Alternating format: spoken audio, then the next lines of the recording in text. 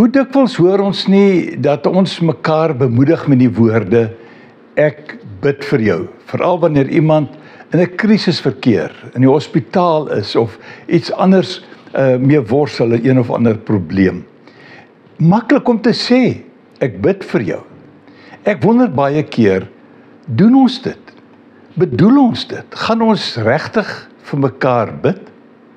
Luister 'n bietjie na wat die Here Jesus oor gebed sê en hoe hy dit hanteer. Hy sê in Johannes 17 vers 9, ek bid vir hulle, dis sy disippels. Ek bid nie vir die wêreld nie. Met ander woorde vir die mense wat nie volgelinge van Christus is nie.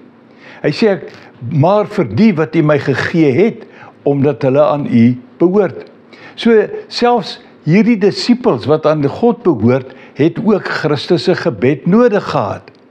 Maar dan lees ons 'n entjie verder in hoofstuk 17 vers 20 waar die Here Jesus nou iets anders sê. Hy sê ek bid egter nie net vir hulle nie, maar ook vir die wat deur hulle woorde tot geloof in my sal kom. Nou hier vestig die Here Jesus sy vertroue in die werk van die disippels en dat hulle sukses sal behaal, en hy bid reeds vir die mense wat nog nie tot geloof gekom het nie. Iets soortgelyk lees ek van deur Paulus gesê in Handelinge 26 vers 29, nadat hy met Festus gepraat het en hom probeer oortuig het om 'n volgeling van Christus te word, en hy het dit toe afgewys, en hy sê, man, ek hoop dit gebeur gou. Dat mense nie net u nie, maar almal wat vandag na my luister sal word wat ek is. Maar dan koppel hy dit aan die term ek bid God. En hier kry ons 'n ander variasie of 'n ander betekenis, 'n ander uitdrukking van die woord bid.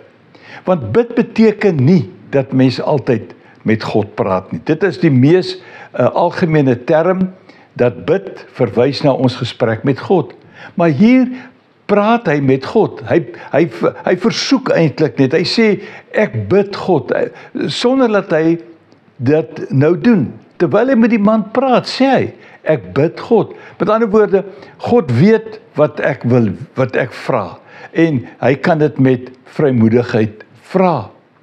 En hy doen dieselfde ding in Romeine 1, daar vers 10, hy sê, elke keer as ek bid, vra ek God, of hy dit nie uiteindelik vir my moontlik sal maak om by julle te besoek nie.